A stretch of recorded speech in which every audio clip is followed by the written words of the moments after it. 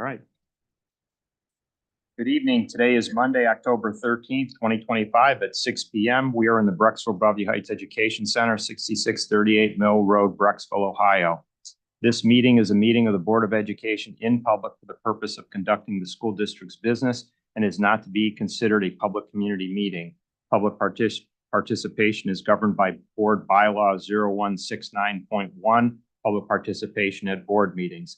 Following the regular board meeting, the board will meet in executive session for the consideration of the appointment, employment, discipline, promotion, demotion, or compensation of a public employee or official. Item A, per board policy 0166, executive session. This meeting will be live streamed via YouTube and will also be recorded for later viewing. Please consider subscribing to our YouTube channel where all recordings are posted. Moving on to item 1B, please stand and join me in the Pledge of Allegiance.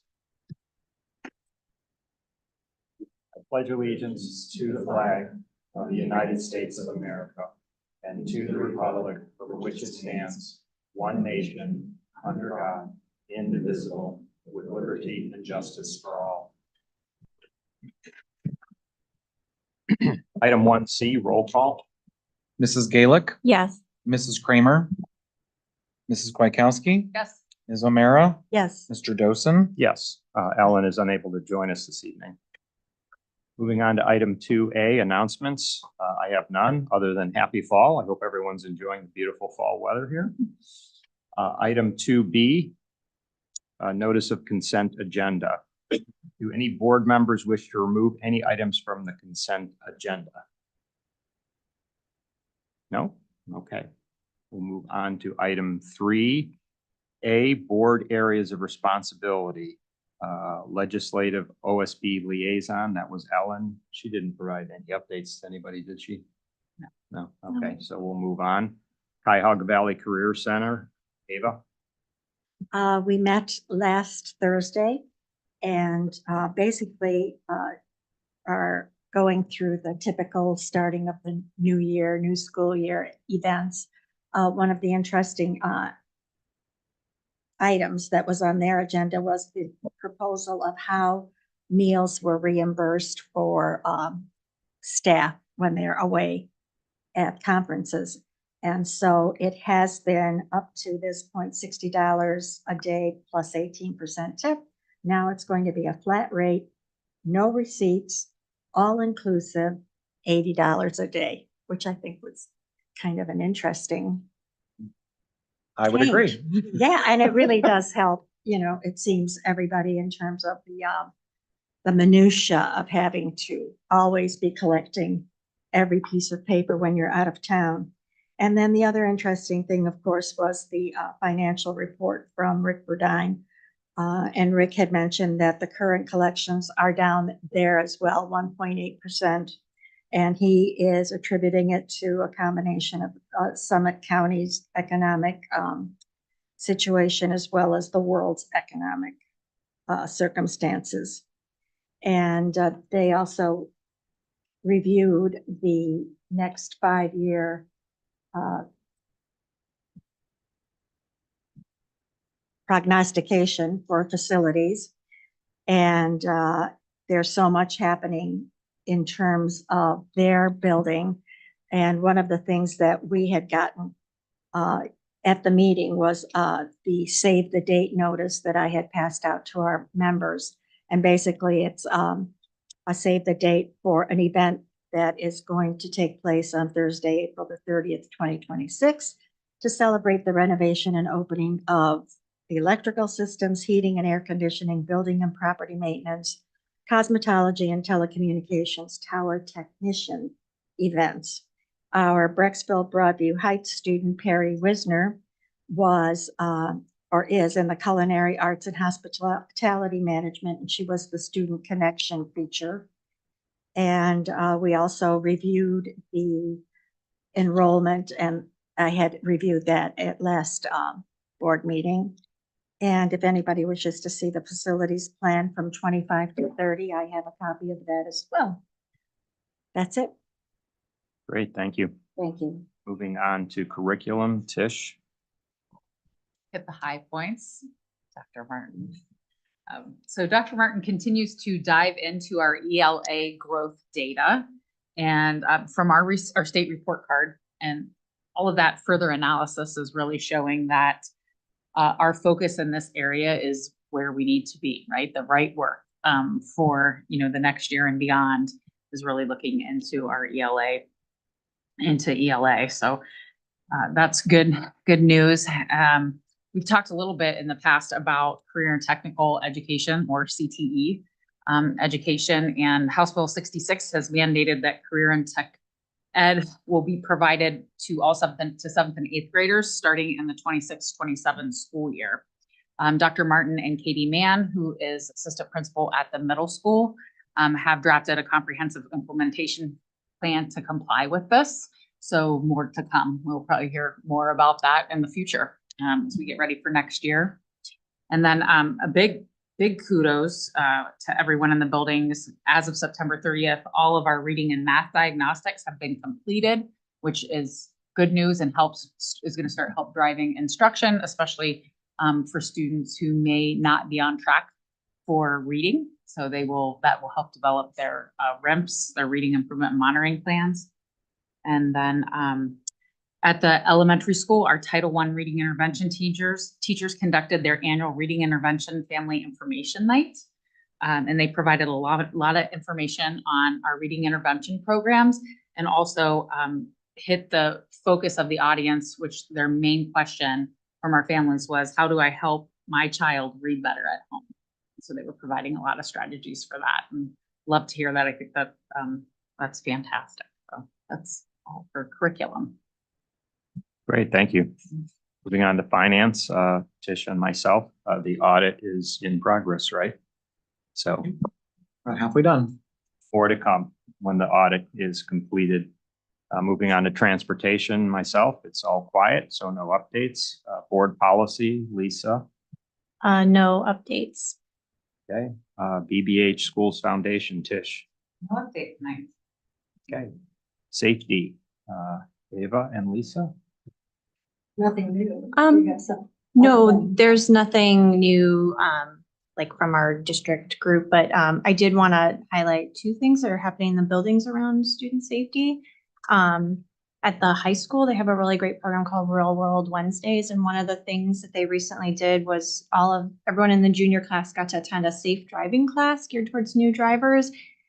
They partnered with the Brexville Police, Bobby Heights Police, B&D Towing, Drive Team, which is a driving school, and Kappa. The course covered topics such as what to expect if stopped by police, how to respond if involved in a crash, how to change a flat tire, how to jumpstart a car with a dead battery, how to drive safely in adverse weather conditions such as rain and snow. I've heard a lot of really great feedback from our parents, especially, who are really excited that they offered this program and that our juniors were able to take part in it and to help our kids become safe drivers. And then the other thing I wanted to highlight was the middle school is going to have Ohio Crimes Against Children, ICAC, their task force come out and do a presentation for our students on November 19th. So the students will receive a presentation during the day, and then there'll be a parent meeting that night on November 19th at 7 p.m. at the middle school. And they'll cover topics like cyberbullying, online privacy, video game streaming, just all kinds of online safety topics for our kids. I know we did a presentation on this, I think it was like 5 years ago, maybe.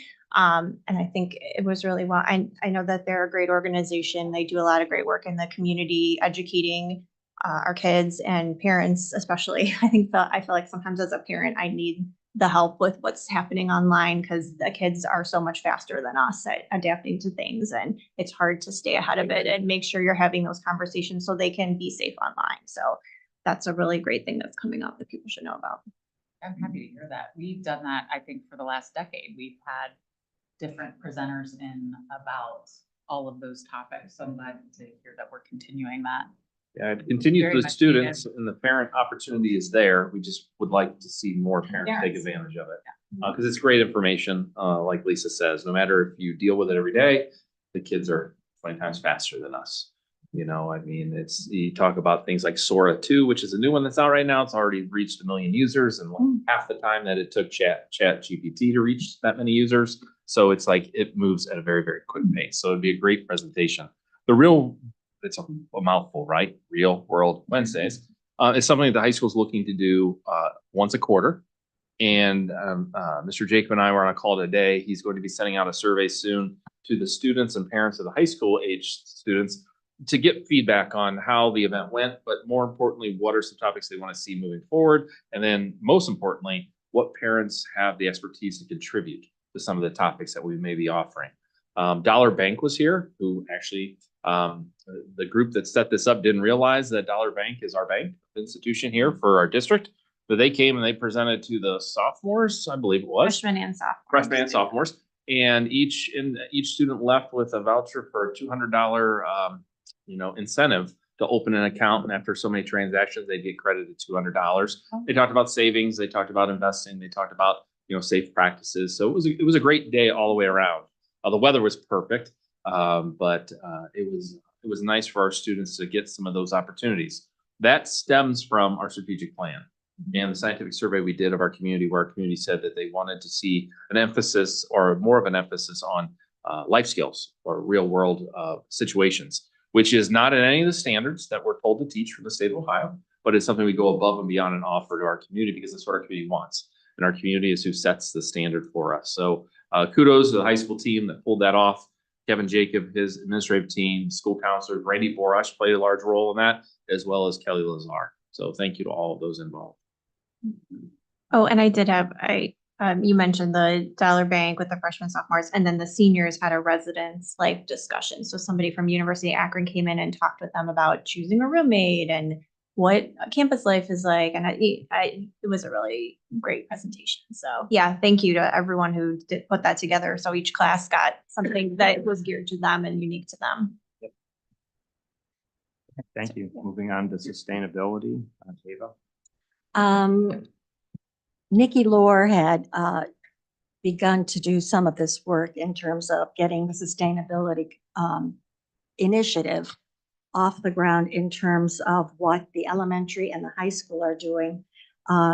My past experience has been that anytime that you have something that is meaningful like sustainability, you need to also find champions at the building level in order to shepherd the processes along.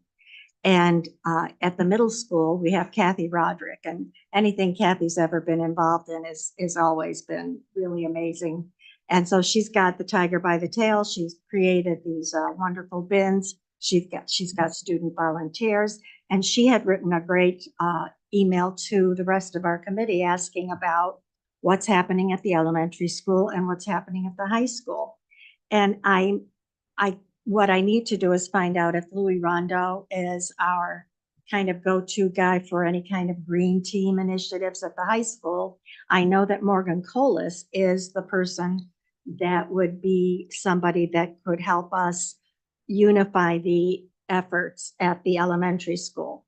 At the elementary school, I know that there's been a bit of a lag in implementing because we need personnel. It's like, when you send your kindergarten to school in the first day of snow, nobody ever realizes that they don't know how to zip up their coats and put on their mittens and all of that stuff that has to happen with a small kid. And if we're going to do any kind of recycling efforts where they have to figure out what they can throw out from their tray and what they can keep and what to do with their trays and the whole process, they would need volunteers, which from what I gathered at the PSO meeting, we get plenty of at the elementary school. So it's just a question of corralling them, training them as to what it is that we would want them to do, and then getting in a very small way, something started at the elementary school. But the bottom line for any kind of initiative like this is you need to have a face-to-face meeting. We had a telephone call, but when you do a conference call, you can't see the faces, you talk over each other. It's not as productive as it needs to be. So we're going to have a face-to-face meeting, I believe on October the 20th with all of the players. And the point of this will be to create a goal for each of the buildings, to do an audit of what is happening in each of the buildings, and then to do a needs assessment of what each of those the elementary and the high school buildings will need to do to come at least up to par in terms of the energy that's being generated by Kathy Roderick. So that's all that we have work to do. There's always work to do. All right, thank you. Moving on to PSO, Lisa. Just wanted to share the PSO organized their Meet the Candidates event, which took place on October 1st. I think it was really a nice event. It was all 4 candidates were there. I thought the questions were great. It was really well attended in person. I know a lot of people watched it online. So if people want to check that out, there's a recording of the event, which is on the BBHCSD media page, which is the same location you can find the Ledger and Leader podcast. The 2 videos are right next to each other, so you can hit 2 birds with 1 stone. All the PSOs have also wrapped up their No Bus fundraisers. I asked today, and it looks like together, all the 3 units have raised over $31,000, but they're still calculating their final totals, so it could possibly go up. So just thank you to everybody that donated, supported the PSO, and yeah, I know it's exciting. Okay, and then the next PSO council meeting will be November 6th. That's it.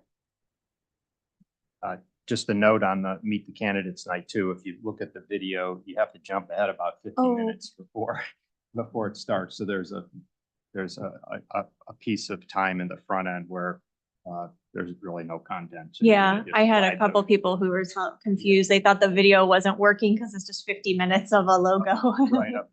We accidentally started the stream early Oh. and then we were too afraid to stop the stream and restart it. So Yeah. yes, that's a good point. But Yeah. that's why there's a delay. We're like, it's working, let's leave the Yeah. go.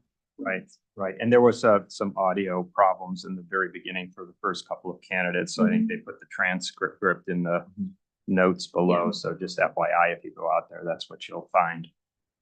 Moving on to co-curricular, extracurricular, Tish and Lisa. I just made a few notes about obviously like fall sports are wrapping up and people are starting to go into like the postseason. So that's exciting for our student athletes and families. Just thanks to everybody as the regular season wraps up. I know Athletic Boosters had mentioned they have 4 board level positions, which will be open for next school year. So if you're interested in being involved with Athletic Boosters, just get in touch with them. And then I did just want to mention this because I thought it was very cool. Our choir is going to be performing at Severance Hall this Thursday. You could still get tickets if you want to go, but they're performing. It's our choir, it's Bay Village and Hudson all performing together, and they're performing Carmina Burana, which I don't know anything about music. Okay, right. So it looks amazing. It looks like a incredible once in a lifetime experience to be able to sing at Severance Hall. So I just thought that was the coolest thing. Is that an evening or an afternoon? It is, yeah, it's 7:30. Yeah, you Very can. dramatic piece too, Oh, okay. chorally. So it just really, it's amazing. Yeah, I'm really excited for them. That's gonna be Pam's really already been cool. informed it's a date night for the Harrisons. So Oh, good. Perfect. Okay, permanent improvement facilities, myself and Ellen, there's nothing really to update. Not anything, there's anything new on the drive? Yeah, the drive we received today, this morning. I have a board update that's been open on my computer since Friday afternoon. I will finish and get to you. It included this because it came this morning. They've readjusted the estimate a little bit. We've made some changes to the storm water retention plans. And we got it more into a ballpark. Craig and I haven't discussed it between he and I, but we're getting closer to that budget number that we want to be at before we go to bid. So all intentions will be back in November with to seek approval to go out to bid for the project. And we're on pace for that. The city as well as the county have a final drawings, giving their final blessing to it, and then we will go to bid. So probably in November. Our meeting in November is late, so it'll be late, but it'll go to bid and over the December and January, which is the perfect time for contractors as far as bidding processes. So that's there. No update on the tennis court other than David Riley and I have been in conversation, and they are still, the other party is pretty slow to respond to just about anything. So I'll have a little bit more as we move forward as we prepare for spring to possibly make some corrective actions to it, and then we'll have to seek restitution some way, shape or form. Okay, great. So that's it on that front. And then we'll have a full PI update in November. Okay. We're working internally on some just the other projects that we do other than outside these two bigger ones. Okay, Unexciting stuff. It's always a good meeting. Always. all right, very good. Okay, we're gonna move on to item 4, superintendent's communications. So I'll turn it over to you, Jeff. I'm gonna keep it short because I'm gonna let my friend have the spotlight tonight, the forecast and all that good stuff. But just mark your calendars for the State of the Schools. Second annual State of the Schools will be October 28th at 7 p.m. at the high school. Just as a reminder, we try to keep that to about an hour, highlight some of the great works being done in the district. And also we usually present a community champion award. We did 2 last year. We got 1 this year. So we actually informed the recipients today in person, and I think they were quite touched. So we'll keep that on the down low until the 28th, but please, if you're available, please attend that. First quarter is coming to a quick end. It's simply amazing once we get the school year off the ground, how quickly the school year does go. Last week I was in Columbus at the BASA conference. A lot of things going on with legislation changes right now. You're reading a lot about it in the newspaper, but I think, and the message coming out of there is it's better than expected. It's not great, better than expected. And the message is the advocacy needs to continue because the advocacy is working. We're seeing representatives in caucus meetings who are responding with, I'm not voting until I talk to my superintendent back from our local district. Or some people of some parties are finding out they don't have all the details and some of the unintended consequences that may come with some of the changes. And we have a different tool chest per se with a lot of information that you'll start seeing the district push out. And again, we're trying to paint the picture that yes, public school systems also want property tax relief, but we want it to be balanced. And we're not the cause of this because there's been narrative throughout the state that public school systems or public education is the cause of all of this. We are not. It's the tax legislation that's happened for the past 30 years. And there is no quick fix. There is no silver bullet. It needs to be chipped away upon. It needs to be done in a fair and balanced way, which school funding right now is not fair and balanced. And I'll leave it at that. And we've recorded our third ledger and leader. So the Dr.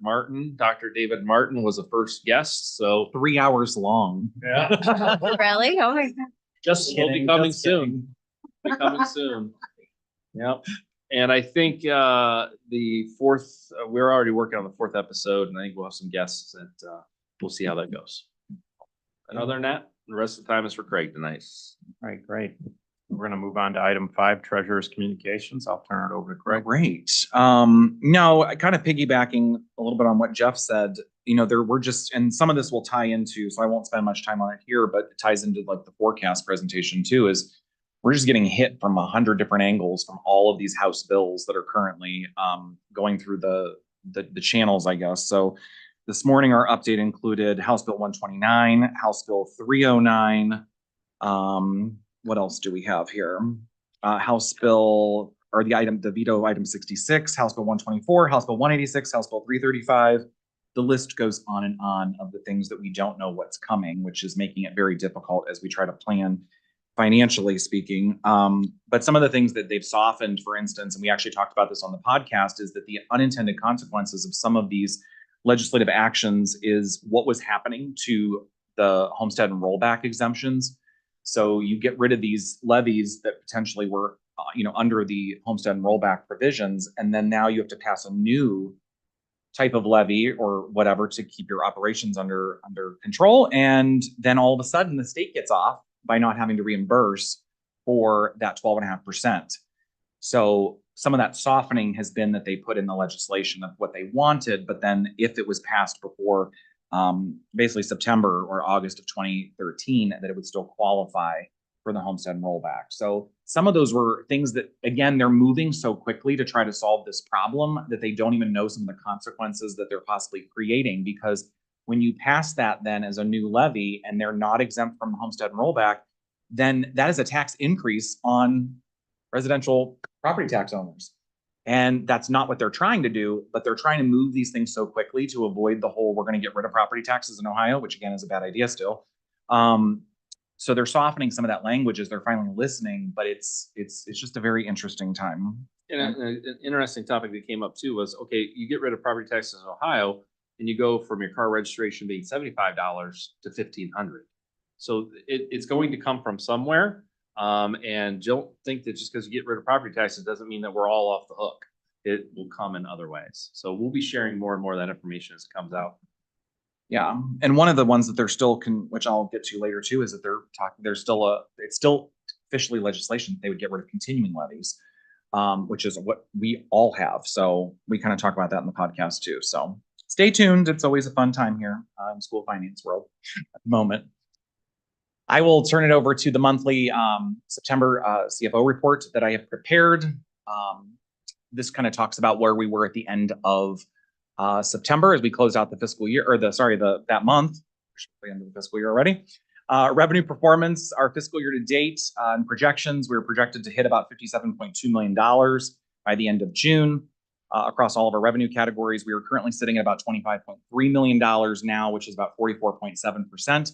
That is on par with where we'd be tracking, because the way our real estate taxes come in, we actually do about 45-ish% right around this time of the year. And then in the spring, we get a larger percentage. I don't exactly know why it's that split, but that is what it is here. Our projections by category are listed there for you. The real estate should be about $41 million, which you can see is our largest share. Personal tangible property, that's our PUP at $2.9 million. I've also listed these out separately for unrestricted and restricted grant funding from the state. So the unrestricted is really the foundation part. The restricted part is some of your DPIA, which is our economically disadvantaged, gifted, student wellness and success, but those are restricted for certain types of activities that we have to use the money for. And then property tax allocation is what I was talking about, $4.3 million with homestead and rollback reimbursement, and then other revenues, which is a lot of that is a good chunk of that is tuition, pay to participate, as well as interest and investments. And then anything else kind of miscellaneous kind of falls into that category. So that's what it is on the homestead or the revenue side. Also in September, we received the homestead and rollback this year in September versus October. That kind of fluctuates sometimes. So they actually gave us that money earlier this year. But we are in general kind of out from getting any money until January now. So we will be deficit spending each month until we get our next influx of real estate. So the next slide kind of talks about our expenditures and cash flows. So the monthly operating expenditures are projected to total about $57.9 million, which that would cause us to deficit spend by about $730,000, I believe. So you can see where we kind of are each month in terms of those metrics on the chart for you. This is kind of how our monthly cash flow works. So those big spikes are the revenue line, and then the expenditures are the more straight line, as you can see where our revenues come in from the real estate taxes. And then how we pretty much, you can see we almost get nothing in October, November, and December. We get a little bit in January, a little bit more in February, a lot in March, and then we go back down to almost nothing until the real estate comes back, or the homestead rollback comes back in usually in May. So that kind of shows just how our monthly projections work for cash flow. Our expenditure projections are investing in our educational excellence. This does kind of show you the different categories that we have, which are personnel services. We are a service industry, so it is $35.6 million is estimated for salaries. Employee benefits, which is retirement contributions, insurance, and also this sometimes accounts for severance payments between these two categories is $14.3 million though on the benefit side. Purchase services at $5.8 million, and then supplies and materials at $1.3 million. The next one we have is just looking ahead to our stability and strategic planning that we have, which is there for you, favorable budget performance. In some cases for the revenue side right now, this will all be updated now that we've done the forecast. We've been consistent mostly with our revenues, and we're going to continue with ongoing transparency with our finances. What So more about, to come in the. there was an article in Cleveland.com about the county returning 35 million to. Yeah. Whenever would we see the, what, $500,000? Well, they say that's coming at the end of October. Oh, that's good. This is definitely a first for me. We did get additional clarification. So this has happened. This happens every 6 years. I see. This one is because of the efficiencies that they did. And they kind of talked, they didn't say that this would come back this way when they talked to the treasurers back in February of last year when they were doing a lot of this stuff. They talked about kind of revolutionizing and how they were going to do this in-house to do the reappraisal, and that they would save money, but I guess they saved a little bit more money than they thought they were going to save, which is a good thing. So in 2018, we received a payment similar. It was about $220,000, I believe, at that time. So it's common to get the refund. This one is a little larger because of the efficiencies. I would assume, because what happens is that they take that money in auditor and treasurer fees that come in on the real estate settlements that we have to record as expenses. So they take that money as a part of their fees, and then now they're kind of like refunding. So I'm assuming if they continue the same process, they will probably just take less fees next time now that they've figured out how to do it in-house, is what I think will happen. Thank you. Okay. And back to the agenda for you is there is the cash position and the annual spending plan available for your review. And like I said, more to come with the forecast, which is coming later. Okay, moving on to item 6, community communications, hearing of the public. Is there anyone in the room that wishes to be heard? No? Okay, so we'll dispense with the reading of that and we will move on to item 7, consent agenda. Item A, resolve to approve certified personnel recommendations.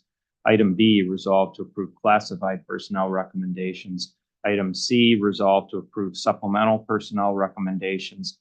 Item D, resolve to approve the check register and bank reconciliation as attached. Item E, resolve to accept donations as presented. Item F, resolve to approve the minutes from the September 17th, 2025 regular board meeting as attached. Item G, resolve to approve consent items A through F. May I have a motion? So moved. Second. Okay. This time.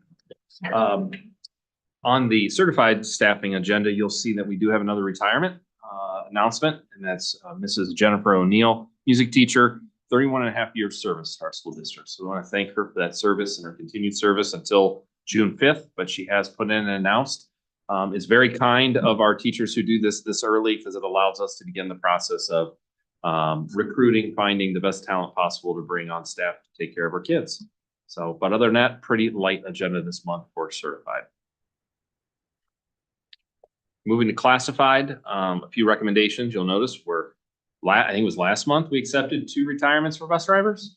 And then this month we're hiring 2 bus drivers. That's just the revolving door right now. Our bus drivers do a great job. Many of them are eligible for retirement and they wait until we find a replacement until they retire.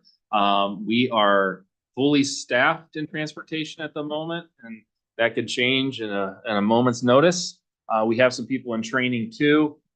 Listen, I understand, and I commiserate with many of our community members who, their son or daughter is having to wait longer at the elementary school for a double back. Okay, so what happens when we're short drivers on any given day, just for the general public, is we'll take some of our routes that are the shortest and closest to the building, send them out, run that route. Those drivers come back to that bus and pick up another route. It's a little further away. So not that those students are on the bus longer than an hour, but from the end of school till they get home can stretch beyond an hour because they're waiting at the school for the bus to come back and pick them up. That's happening to routes at the elementary building. High school, middle school, not an issue. We don't have to do double backs at that. We do not do double backs to our parochial schools. It just does not make sense. It would not work. And a couple of those routes, one in particular, hits anywhere between 50 to 60 minutes on a regular basis. But it's the same as some of our other elementary routes. It just is what it is right now. And I know individuals don't want to hear that, but it's just the fact of the matter. We offer a very comprehensive and competitive package for our bus drivers. It's just that we don't have enough out there. So it's supply and demand at the moment. But Fonzie and his team do a great job of recruiting and finding and getting people here. And even some that retire will sub for us from time to time when they know we really need it. But it will create a problem. Here's a realistic problem, for example. We are looking ahead already 2 weeks from now when the football season, regular season's over. First round of the playoffs, which we're slated to make. If we make it, we could possibly be on the road that night, that Friday night. That's also Halloween Friday night.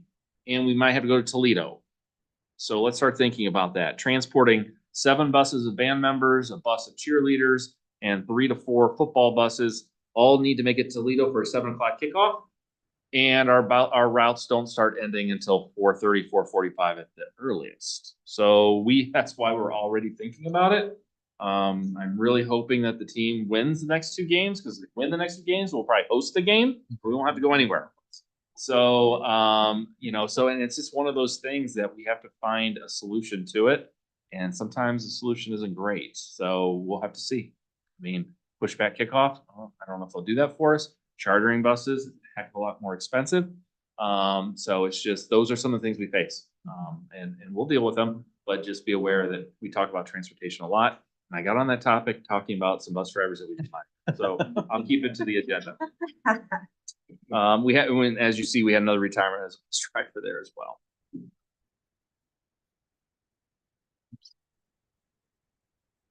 Here we have our supplementals. Many of these, they hit the agenda once they have all their paperwork and licensures and background checks and all that good stuff done. So sometimes you'll see some in here early, some are a little later. It just happens on that rotation. We have a list of volunteers towards the end. Our wrestling program traditionally has a long list of volunteer coaches who help out. So they're on here. And as I do each meeting with any of the volunteers, be it wrestling or basketball you see on here, or both boys and girls, thank you to those volunteers. It's just their extra hands, their extra eyes. They're here for the best interest of our students. But obviously, to be a volunteer, they're going through some of the same background checks and processes our paid coaches go through. You'll see on there that Josh Bacco, our assistant principal of the high school, is volunteering with the boys basketball program this year. I think this is a good thing. Todd Rings was a volunteer at the middle school basketball last year. I think it's great for our students to see some of our admin in a different environment than their day-to-day. So thankful to those willing to do that.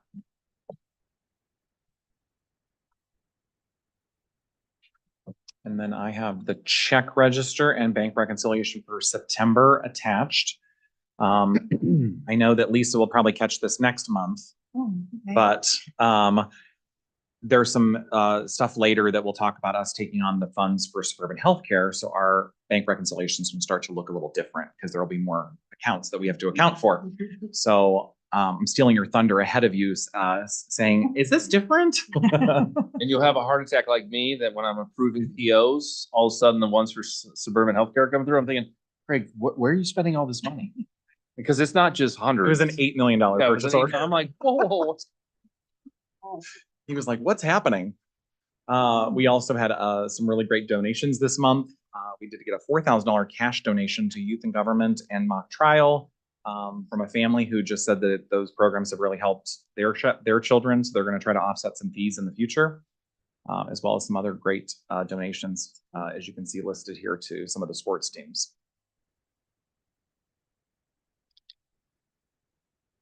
And then lastly are the minutes from last month. Great. Comments or questions? My only comment to Mr. Harrison is, I think that our transportation department, while not perfect, does an incredible job of trying to be as efficient for our students as possible. Having worked in several districts in my career, double backs are a common thing for many districts. In the one I work in now. So the fact that we are able to limit that as much as we can is really a win. Yeah, I always invite people, you want to see how crazy it is, let's head to the bus garage at 6 a.m. in the morning when the buses start rolling and you have people calling off because they're sick, or their children are sick, or their parents are sick, and Jan and Fonzie having to move all those chess pieces. And I will speak to it in a previous district I worked in. We couldn't do double backs because of the length, the distance of the routes. So parents literally would get a call at 6:15 in the morning. Route 50 is canceled. Wow. Figure it out.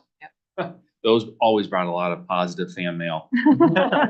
So, and it was just, and you're allowed by the state, you can cancel a bus route up to 10 times in a given year without being fined or anything like that. So it literally, you might see your bus driver driving another route when yours got canceled because we had to move around which routes to cancel so none of them hit 10.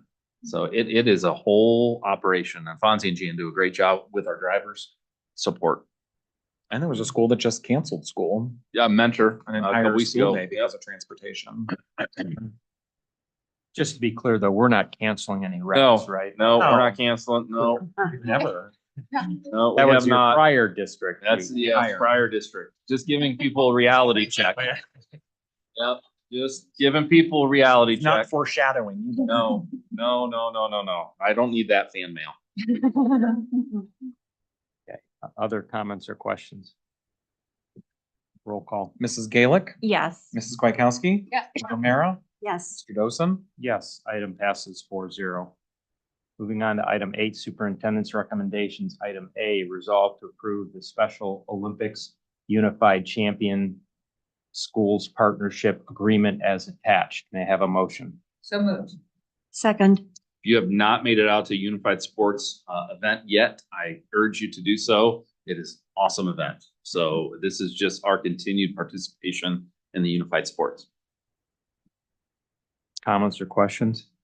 Just that I agree. I've heard so many positive comments about this program from our families and our staff, like really grateful that we have it. And it's just a great program for students with special needs and typical kids too, to be able to work together.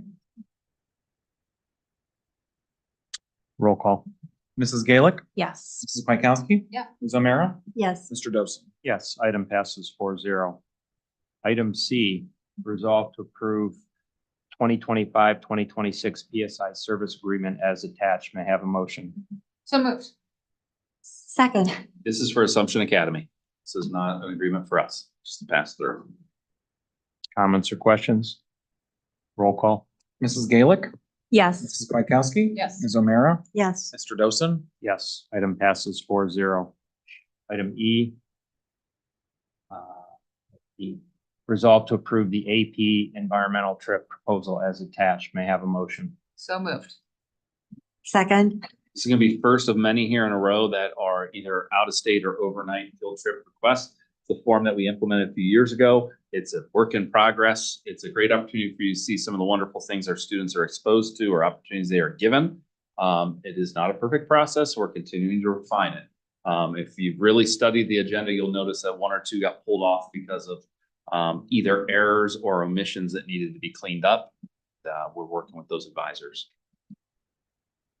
Comments or questions? Roll call. Mrs. Gaelic, Yes. Mrs. Kwiatkowski. Yes. Ms. O'Meara, Yes. Mr. Dosen. Yes, item passes 4-0. Item G, resolve to approve the high school youth and government overnight field trip as attached. May I have a motion? So moved. Second. So this is one that you saw a donation earlier for on the agenda of $4,000. Just so you know, this total trip costs roughly $21,600. That is covered by the students, parents, fundraising, donations, and the like. So just to give you an idea of what some of these trips cost and who was paying for what. And all that information is contained within the form if done correctly. Comments or questions? Roll call. Mrs. Gaelic, Yes. Mrs. Kwiatkowski. Yes. Ms. O'Meara, Yes. Mr. Dosen. Yes, item passes 4-0. Item item I. Resolve to approve the high school robotics team trip as attached. May I have a motion? So moved. Second. It is robotics season, so you'll be seeing a lot of this. I'm sure they're going to continue the excellent record that they have, but Indianapolis is this trip. Comments or questions? Roll call. Mrs. Gaelic, Yes. Mrs. Kwiatkowski. Yes. Ms. O'Meara, Yes. Mr. Dosen. Yes, item passes 4-0. Item K. Resolve to approve the high school athletic overnight field trip as attached. May I have a motion? So moved. Second. So I made adjustments to this one, but I didn't make adjustments. So the attachments are correct. The listing above, I need to go back in and change because we pulled a couple of these off just for some omissions that were on there, and I'll make sure I update that. But these are trips that our teams are taking this winter. It is a process trying to get coaches who are very superstitious at times as well to be planning ahead for district and state tournaments, or even you'll see here our boys and girls varsity basketball teams will be taking trips south during winter break. So some great opportunities that just make for a well-rounded student. Comments or questions? Roll call. Mrs. Gaelic, Yes. Mrs. Kwiatkowski. Yes. Ms. O'Meara, Yes. Mr. Dosen, Yes, item passes 4-0. Item M, resolve to approve the 2027 trip to Spain proposal as attached. May I have a motion? So moved. Second. And this is correct. It is June of 2027. We approved this so that they can begin the process of fundraising and make arrangements for these trips. These trips are paid for by the students and families. Comments or questions? So my only question is this. I did in reviewing this, see that EF Tours would be hosting this as well. And I know it is a while away. But we will be actively marketing this. Will families be made aware of what the criteria for this trip to be on the books and continue?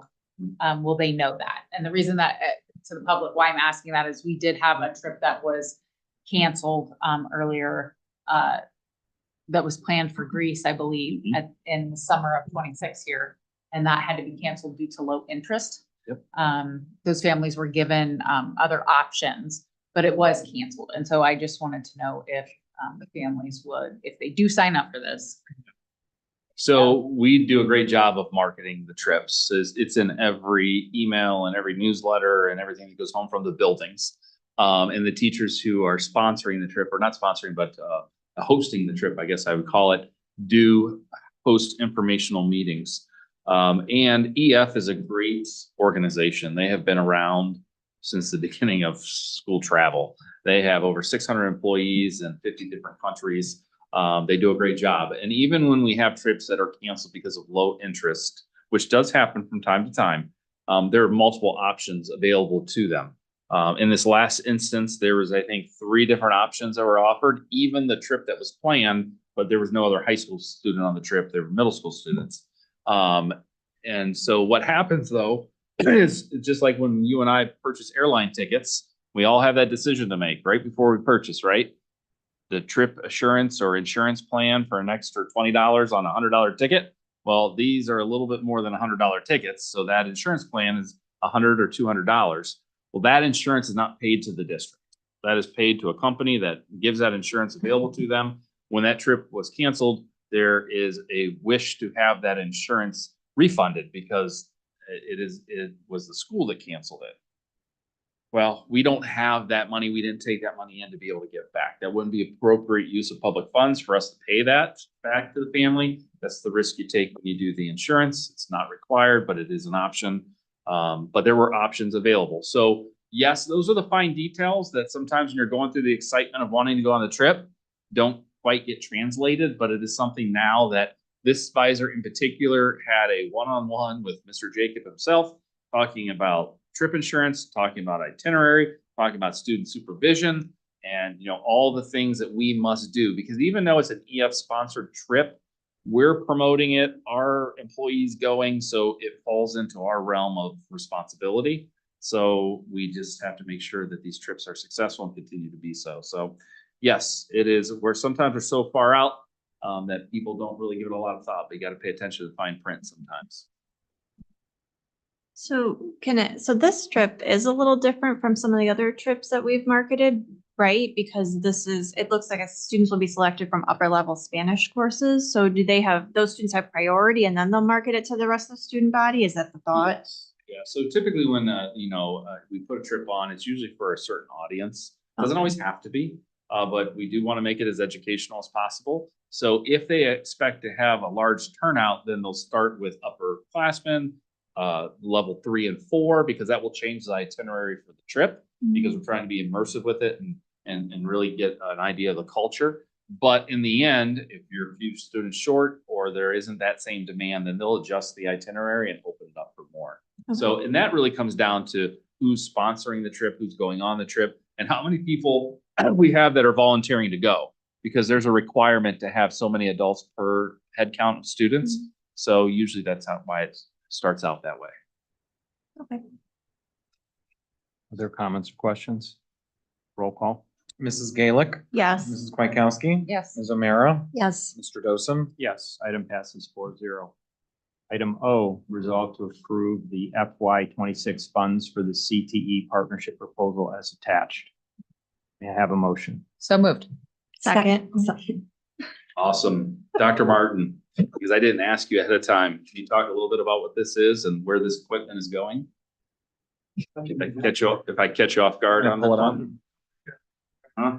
Remember, there's a big portion of that going to replace a 20-year-old saw in the woodworking At high school? at the high school. Yeah, so 20 years, that probably should have done it 5 years ago.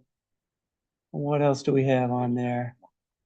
Yeah, so that's the industrial cabinet saw, and then that is, I believe the Mimaki is the 3D printer machine that we need to replace as well.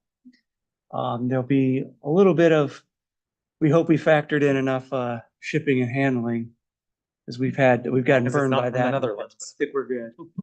So, Appreciate it, Dr. Martin. Didn't mean to call you out.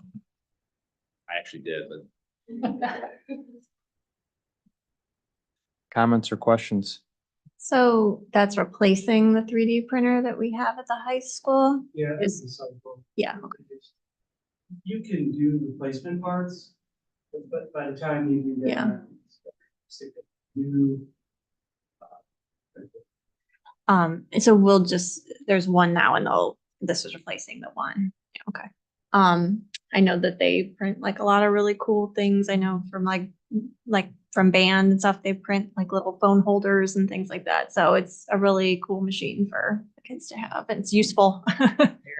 We print the awards that are given Oh. to some of our, for some of our awards ceremonies. yep, the Fab It's Lab, super. they do a great job. All the senior banners Mhm. come out of Yep. that lab as well, not off the 3D printer, obviously, but come out of that lab. Much of the branding you see at the high school in particular is coming out of that lab, and those are students that are creating it and installing it. They do very, very good work. Any other comments or questions? Roll call. Mrs. Gaelic, Yes. Mrs. Kwiatkowski. Yes. Ms. O'Meara, Yes. Mr. Dosen. Yes, item passes 4-0. Item Q, resolve to approve the resolution declaring transportation impractical, excuse me, for the 2025-2026 school year as attached. May I have a motion? So moved. Second. Just another monthly update to other individuals who qualify. Any comments or questions? Can I, so families that request this, how do they request it? Do they get forms from their school or do we send them forms? Well, Sometimes they listen to our board meetings. sometimes listen to the board meeting and call and say, how do I get my money? Oh, okay. So Wyckoff, would you like to get the podium and talk about it? It's just an opt-in procedure that's on the transportation website. Okay. It's the parent's responsibility to opt in. And so we do notify the schools. If they opt in, then we make a recommendation. But from our point of view, we just have everything online. We don't mail or anything to them. But maybe their schools do. I would guess they do, because Okay. once the school receives notification from us, I'm sure they are contacting their enrollees. Okay. Any other comments or questions? Roll call. Mrs. Gaelic, Yes. Ms. Kwiatkowski. Yes. Ms. O'Meara, Yes. Mr. Dosen. Yes, item passes 4-0. Moving on to item 9, treasurer's recommendations. Item A, resolve to approve the pay to participate fee for the 2025-2026 school year as attached. May I have a motion? So moved. Second. So this is just one of the ones we accidentally missed as we went through. As you know, we got the Chinese program is no longer. So we used to have a Chinese club. Now we have a French club. So Rachel did some work with the advisor to get this one started. It's a $7 fee. But to make it official, we've added it here and we will include it obviously for next year. Comments or questions? I love that 76 kids want to participate. Yeah. It's great. For sure. Yeah, the numbers are good. Yeah, it's very good. How good results. Yeah. Roll call. Mrs. Gaelic, Yes. Mrs. Kwiatkowski, Yes. Ms. O'Meara, Yes. Mr. Dosen. Yes, item passes 4-0. Item C, Resolved to approve the resolution authorizing the donation of personal property to BBHCSD band boosters as attached. May I have a motion? So moved. Second. So this is an old trailer that we acquired that is no longer needed. We had a resolution to adopt this type of donation program if the value is under $2,500. So we've identified this and are offboarding this asset. Comments or questions? Roll call. Mrs. Gaelic, Yes. Mrs. Bykowski, Yes. Ms. O'Meara, Yes. Mr. Dosen. Yes. Item passes 4-0. Item E, resolve to approve the resolution as attached authorizing the creation of custodial fund 026 Suburban Health Consortium. May I have a motion? So moved. Second. So this resolution, this is a multi-step process. So the board will hopefully approve this evening. I then have to request this from the Auditor of State's office that we are the custodial agents as of October 1st for Fund 026. So this is also kind of moving forward. It's having us adjust all of our appropriations on the revenue side as also the estimated resources because the premiums will now come into the district. So all of this is getting set up this month and it is official as of 10/1. So this will officially put this fund on the books for October. Comments or questions? Roll call. Mrs. Gaelic, Yes. Mrs. Bykowski, Ms. O'Meara, Yes. Mr. Dosen. Yes. Item passes 4-0. Item G, resolve to approve the budget modifications to revenue and expenditures as attached and to authorize the treasurer CFO to update these with the Cuyahoga County Budget Commission. May I have a motion? So moved. Second. So I will just bring up these so you can see them quickly. These are some of the revenue and this is the resource modifications. So I went through and updated this. This is also in preparation for the new forecast and what DEW has requested that we basically match our appropriations or our current year budget to the forecast in year one, which is fiscal 26. So this does that. In addition, you will see at the bottom, it does increase with custodial fund. It's technically more than this, but it's really 3/4 of a year because July, August, and September are a part of Orange City Schools. So we're estimating about $93 million that will come in as revenue for that custodial fund. You'll see that it's mostly all going back out on the expenditure side, but these are some other adjustments that we're making in all of our funds to kind of balance this with where we think we'll be with the forecast. And then here is the same thing on the expenditure side. So you can see where we started our appropriations, what we're now recommending, and what the difference of that is and what the net result and change is. So again, we've updated this for all of our funds that are here. And at the bottom, you'll see about $90 million is expected to go out right now in Fund 026. So all of these have been updated for your approval to get those modified. Comments or questions? Roll call. Mrs. Gaelic, Yes. Mrs. Kwiatkowski, Yes. Ms. O'Meara, Yes. Mr. Dosen. Yes, item passes 4-0. Item I, resolve to approve the required 3-year forecast as attached. May I have a motion? So moved. Second. Oh, the main event of tonight. So let's take a gander at this fun little feature. Okay, let me move this over here. Okay, so this is now for July 1st, 2025, which is fiscal 26 through June 30th of 2030. Some of this will maybe seem a little confusing because we are still presenting, and I'm kind of going through that down here, that we are going to maintain a 5-year forecast for our planning purposes.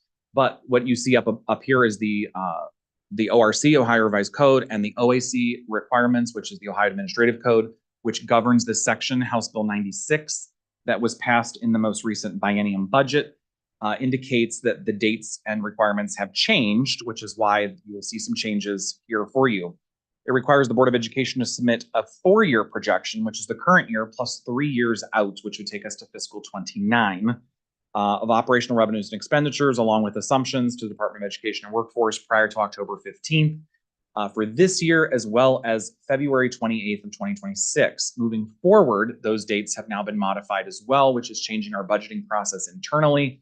So in fiscal 27, we will now see our forecast approved by August 31st, and an update will now be forever, February 28th. until the law changes. So those are the new dates. No longer November and May, it will be August and February. So when we look at our organizational meeting, we'll also look at those dates rather than November and May. We'll look at pushing some of our board meetings for August as well as February to maybe be the fourth week so that we have a little bit more time, a little more information to do our planning appropriately. What's the thinking behind this? Oh, we don't really know. I don't think people think it's a bad idea to keep the current requirements into aligning it more towards your actual, like your forecast and your system and your appropriations. I don't think there's a lot of pushback for that. I think the biggest pushback is why would you shorten the window? And part of the reason why is that, you know, coming from a district that was in fiscal emergency, the state auditor's office and DEW use that information from the forecast to determine who's coming into potential fiscal situations. So it doesn't make much sense because now they've had to adjust how and the time frame they have and the requirements they have, that you just get a smaller or shorter runway to determine schools that may be running into some issues. So no, I've not heard of a good reason why you would shorten the window. So our professional organizations have advised that we just continue to plan for 5 years, which is what we're doing.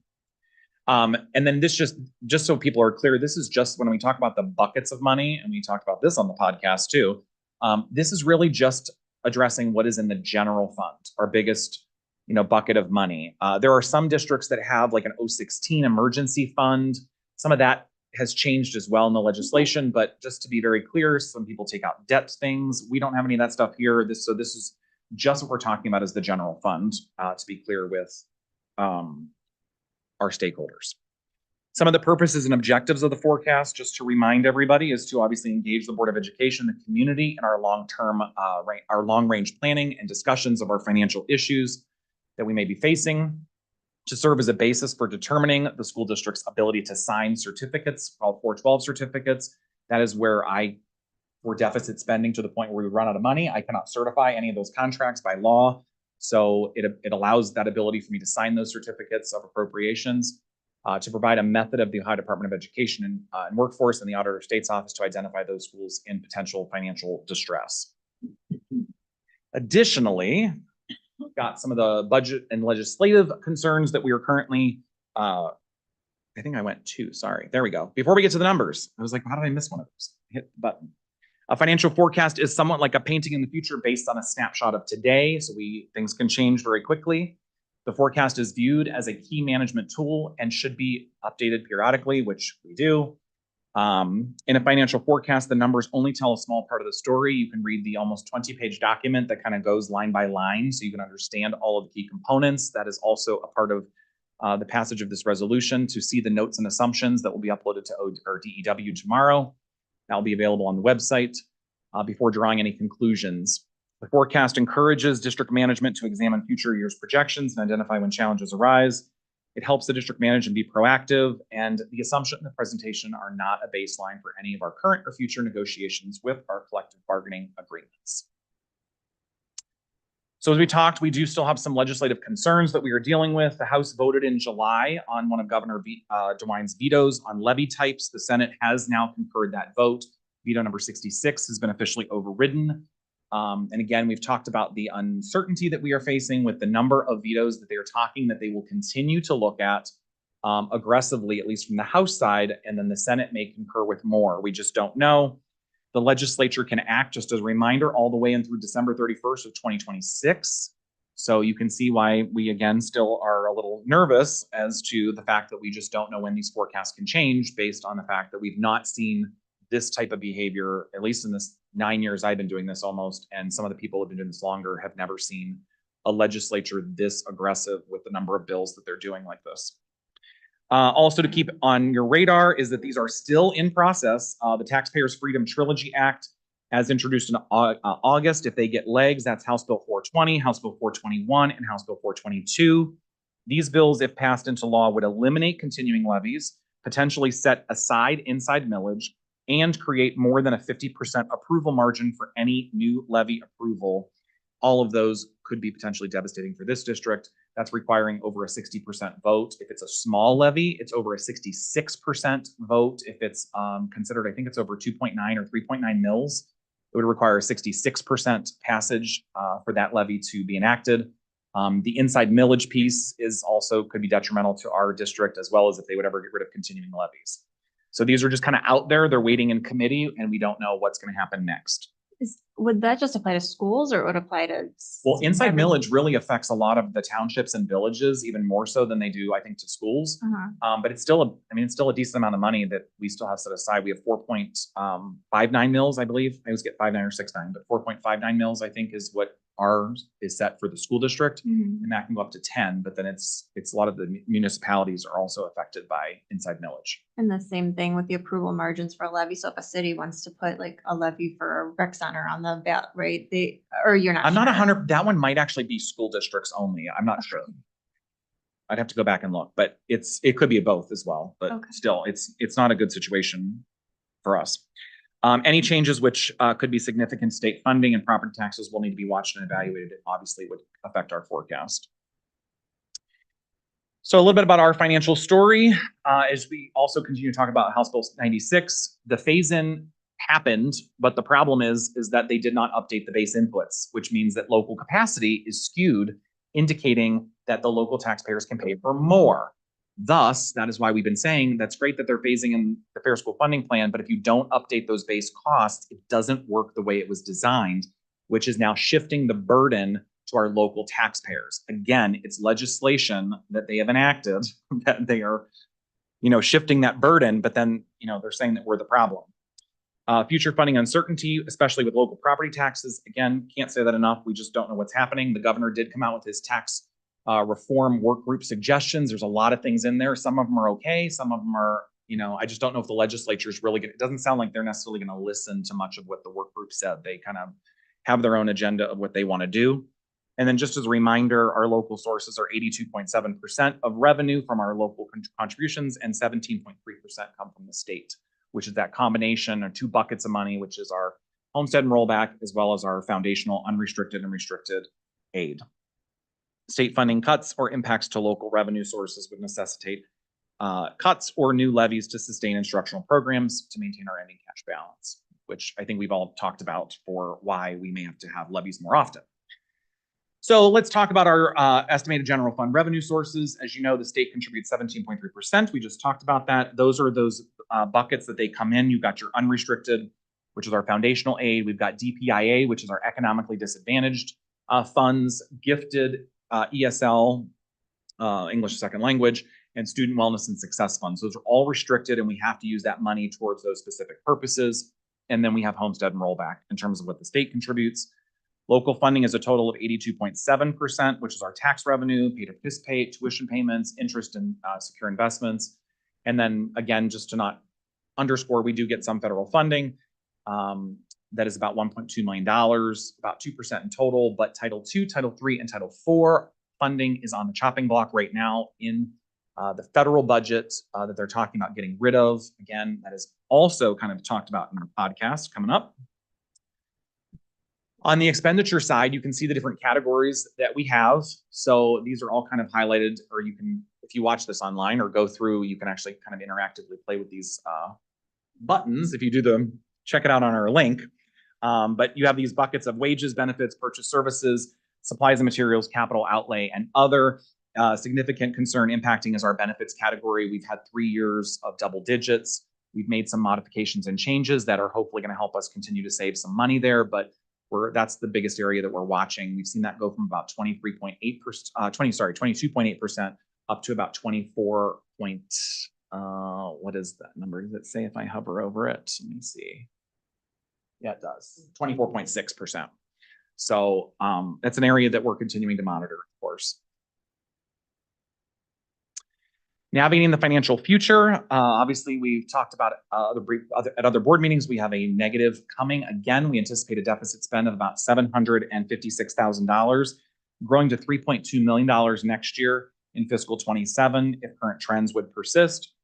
You will see, if you look at the notes and assumptions, that there is a temporary relief of that $6 million transfer that we made to the campus master plan. If that fund would be dissolved in fiscal 28, then that money would have to go directly back into the general fund That would keep the district afloat in terms of our cash balance in that year for fiscal 28.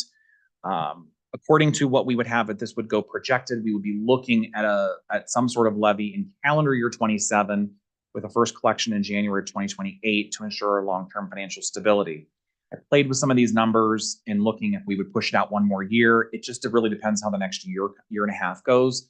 Might be able to push it out. It's just that if the numbers go according to where they are, it just doesn't have the same effect of where we would want to see a traditional levy cycle where we build back our cash balance and then start to deficit spend again. Or you're looking at, if you push it out, you'll be looking, or if you're pushing it out, it may have to be even larger than what we've anticipated. The cash reserve impact without a levy or cash balances, if nothing would pass, our cash balance would fall below 90 days in fiscal 29. At only 56 days in fiscal 30, we would virtually be broke at 10 days of cash. So we will have to do something if these projections would play out. So our overall outlook is that, yes, right now we are stable, but things are unpredictable. Legislative policies are threatening public education, as we've talked about. They're severely harming public schools on our system's funding base. Again, to highlight, $1.5 billion would have covered the full implementation of the fair school funding model, including the base input increases. It was almost exactly that amount. And if they're going to continue that, we would at least ask for them to have accountability and transparency about those taxpayer dollars. We are at a historic underfunding of public schools right now. This is the lowest historical levels, and it is shifting the burden to our local taxpayers. Again, we're at the low 30% of state funding, ranking very low in the nation as well for how we fund public education. And again, it's a direct consequence of state policies. But my favorite topic, which I only talk about twice a year, are some of our current economic environment and school funding and formula. And the next slide is all about the economy.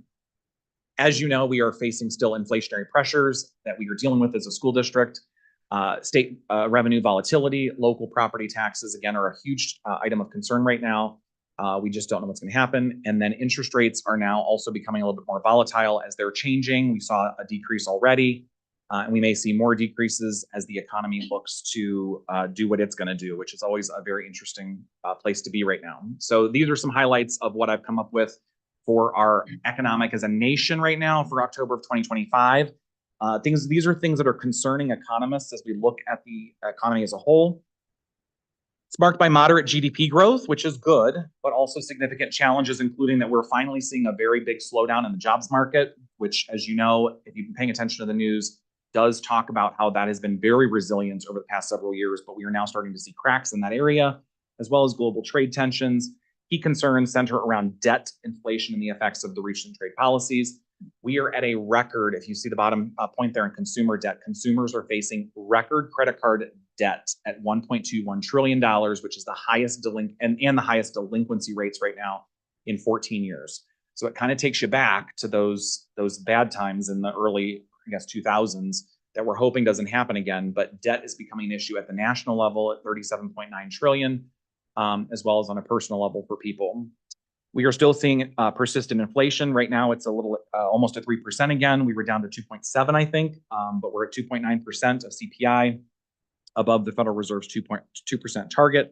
Food prices, if you've been to the supermarket, they're saying, especially beef prices right now, are astronomical. So that is obviously affecting things in the economy as well. Eggs are still high, double-digit hikes, and then we're looking at some stagflation as one of the key concerns that we're also monitoring from an economic standpoint, because the tariffs are acting as a stagflationary shock by increasing costs and disrupting some of the supply chains. So it is creating some more economic uncertainty, and will weigh on growth and push us to higher prices for consumers. So more to come, but those are some of the things that, while it's at a global level, it still impacts a lot of things that we do. It's the stuff that we purchase. It affects food service. Amy does a great job, but again, some of the food prices have seen massive increases, so they're dealing with that. So it's an interesting time. And that is all I have. Are there any questions that are burning in your minds? If you'd like to see our podcast, it's coming soon to YouTube and Spotify. Just that, go ahead. No, Go ahead. No, you. Well, I mean, I just always thank you for such, a thorough report and a job. But I appreciate it, and I think it just puts it out there in a longer range of everything we've been talking about for months on end now. It's frightening. I mean, it just really is. It's concerning if you're not plugged in to kind of, you talk about the economic factors, not really plugged into what's going on there too. Mhm. It's concerning. People are feeling it in their pockets and they're going to continue to. Right. Which makes it more difficult to Makes- pass potentially levies that are needed. Yeah. The $6 million temporary transfer in, if we dissolve the campus master plan, is that kind of an all or nothing thing? Like either you move all of it or none of it? It is, our legal counsel, our bond counsel has, there are some people that may argue that our bond counsel, they're probably one of the top ones in the state, or at least Northeast Ohio for sure, has said that it's an all or nothing. You could also recreate the 070 fund. Right. So that's a possibility, as well, to do a different transfer, but it needs to be all or nothing. Yeah. So in the forecast, when you threw it in FY 28, that's just a judgment call of like, well, based on Correct. where the trend line was heading, that could be an infusion as a bridge to, keep us farther along before getting a levy or Correct, because finding new operating. the deficit would be pretty large in that year. So like what we're talking about is we don't normally see transfers in on the actual, like this is the actual forecast that gets submitted. So on this transfer in line, this $6 million is flowing in here from a different fund.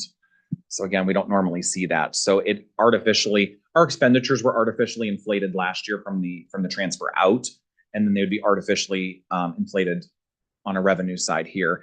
It can be moved. I was originally looking at it at 27. It just doesn't seem necessary. Plus, we're going to be finishing up all this stuff with the road by then, hopefully, and we'll have a better picture of where that is. But again, it could be moved too, depending on what the needs are. Okay. Other comments or questions? All right, thank you again for a thorough review of our forecast. Roll call. Sure. Mrs. Gaelic, Yes. Mrs. Kwiatkowski, Yes. Ms. O'Mara, Yes. Mr. Dosen. Yes, item passes 4-0. Moving on to item 10, executive session. Item A. Resolve to enter into executive session for the consideration of the appointment, employment, dismissal, discipline, promotion, demotion, compensation of public employee or official for Ohio Revised Code 121.22, item A. May I have a motion? So moved. Second. Roll call. Mrs. Gaelic, Yes. Mrs. Kwiatkowski, Yes. Ms. O'Mara, Yes. Mr. Dosen. Yes, we'll be in executive session now. After we come out, all we're doing is the closing items. So there'll be no more business conducted other than the adjournment. So thank you all for attending, and we'll be back after our executive session.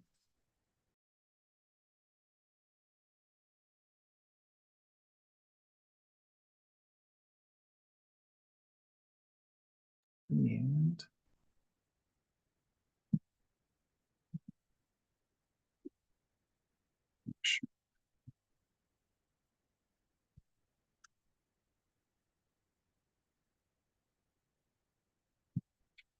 Do we have a roll call on the exit? no, no. Or just out. Go ahead. No, so it's still on there. Oh, You have to sorry. refresh it. Oh. Gosh darn. You're so profane.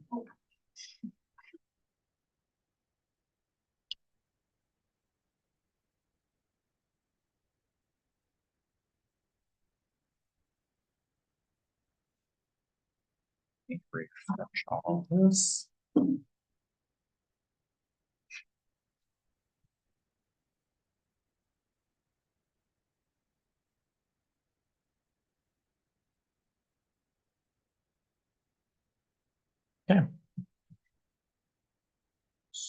So is this an action? No, we're exiting at 7:51 p.m. Okay. Are we live? Mm-hmm. Okay. So we are exiting executive session. We don't actually need a roll call on it. We just learned. So we're done with executive session. We're on to item 11, closing items. Item A, announcements. The next regular meeting of the Board of Education is scheduled for November 19th, 2025 at 6 p.m. Item B, resolve to adjourn the meeting. May I have a motion? So moved. Second. Roll call. Mrs. Gaelic. Yes. Mrs. Kwiatkowski. Yes. Ms. O'Meara. Yes. Mr. Dosen. Yes, our meeting is now adjourned. Have a great evening, everyone.